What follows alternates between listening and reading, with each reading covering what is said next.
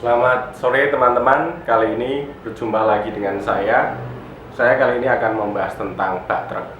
Saya sering kali di dalam perjalanan dari Semarang ke Demak atau sebaliknya, karena saya tinggal di Demak dan bekerja di Semarang, saya sering kali dibuat tertawa karena tulisan-tulisan yang berada di bak truk ini.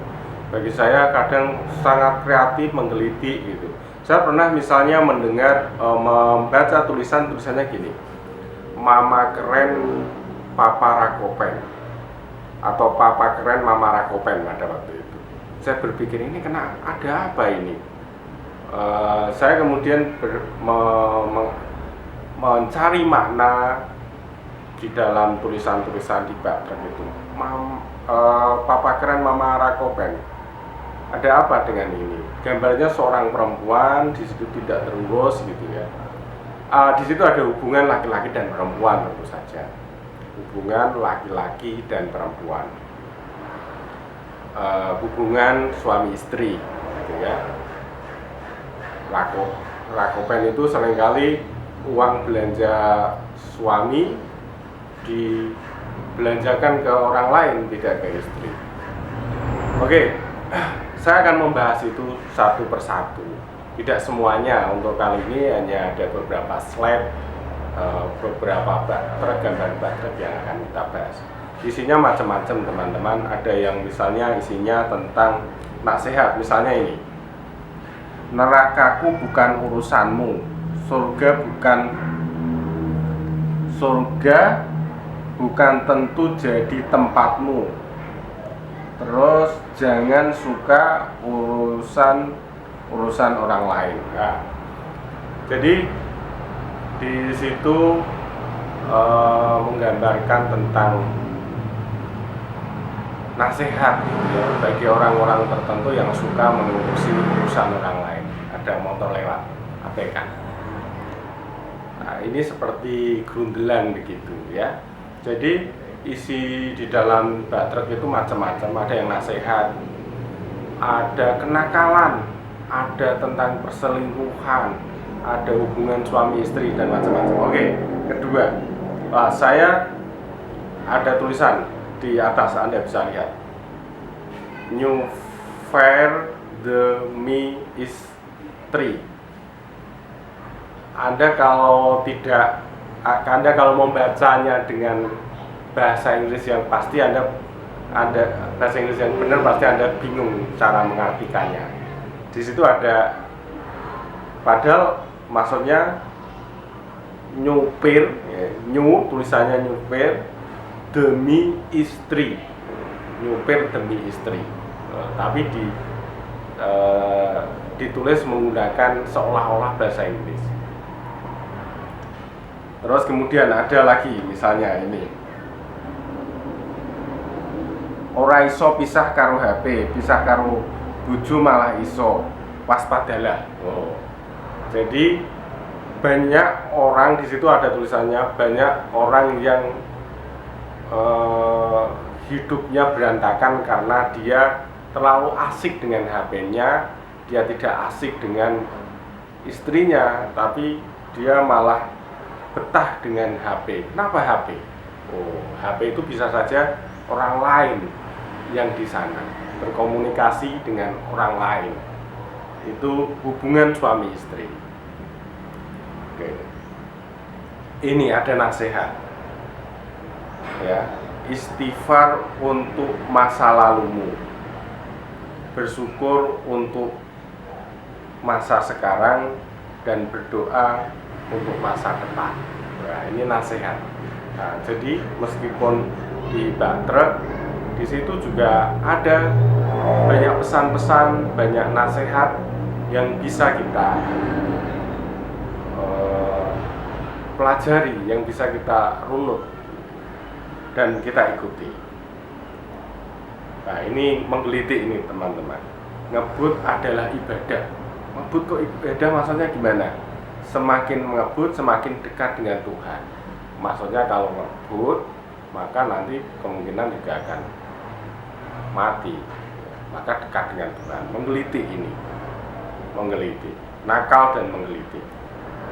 Nah, itulah pesan-pesan yang ada di dalam bak truk seringkali menyentak dan menggelitik menggunakan bahasa keseharian mereka.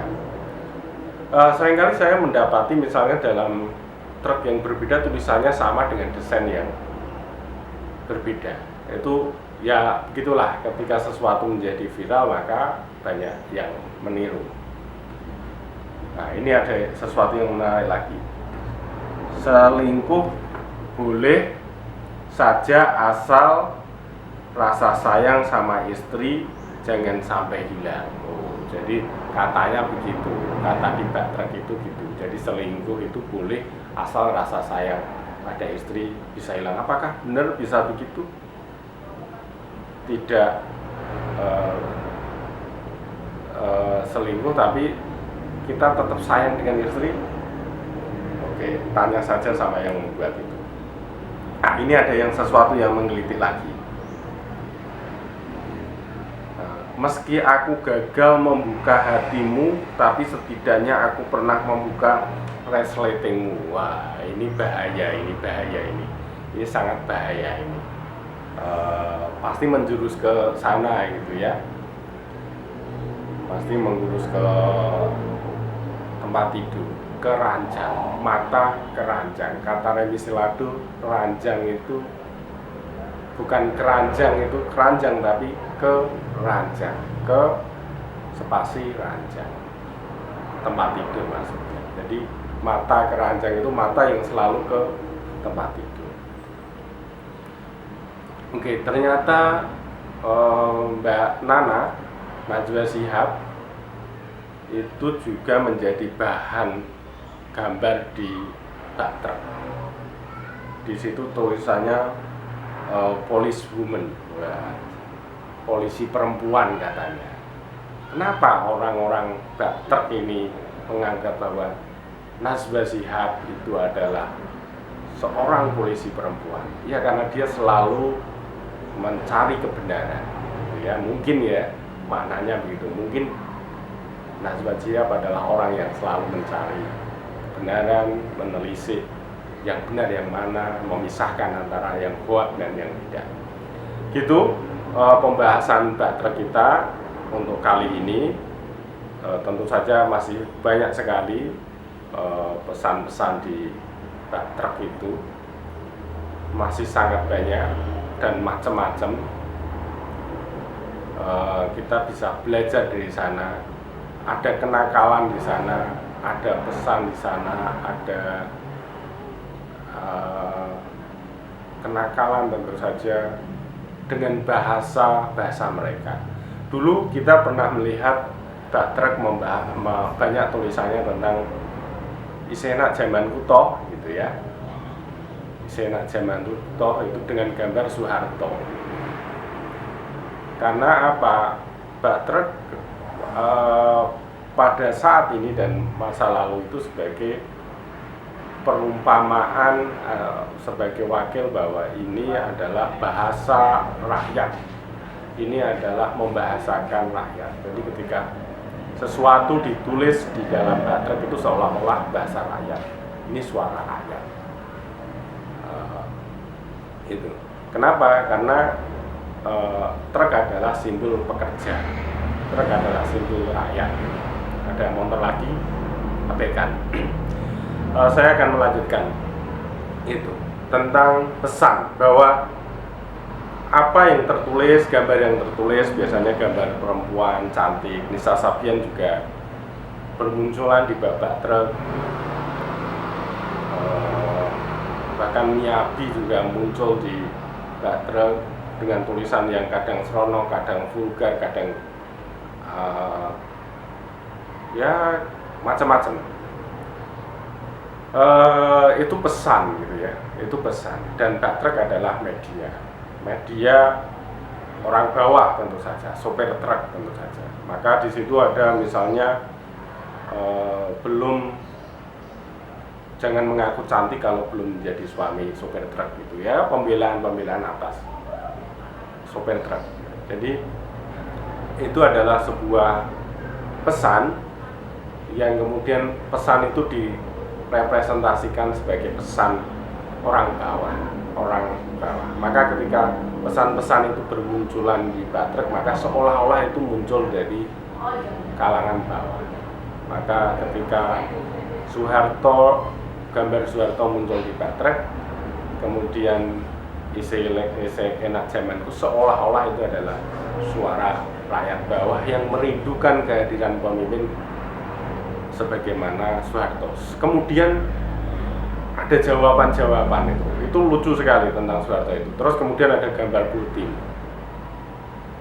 dengan tulisan begini, "Ojo percaya bojoku." Wah, ini sebagai seolah-olah pembanding. Oke, setiap kalangan memiliki cara sendiri untuk menyuarakan isi hatinya. Ada kalangan intelektual yang menuliskan ide-idenya melalui artikel di koran, remaja melalui media sosial, sopir truk kemudian menggunakan media truknya untuk digambar. Ada kalangan-kalangan tertentu, anak-anak SMA, anak kuliah, menuliskan kegelisahannya melalui coretan-coretan di dinding. Mungkin kadang coretan di kamar mandi atau di dinding-dinding kota.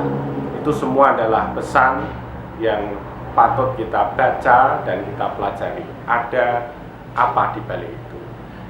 Tidak cukup sampai di sini. Ini hanya awal pembahasan tentang Bak-Trek. Besok akan kita lanjutkan lagi. Sampai ketemu di pertemuan yang akan datang. Assalamualaikum warahmatullahi wabarakatuh.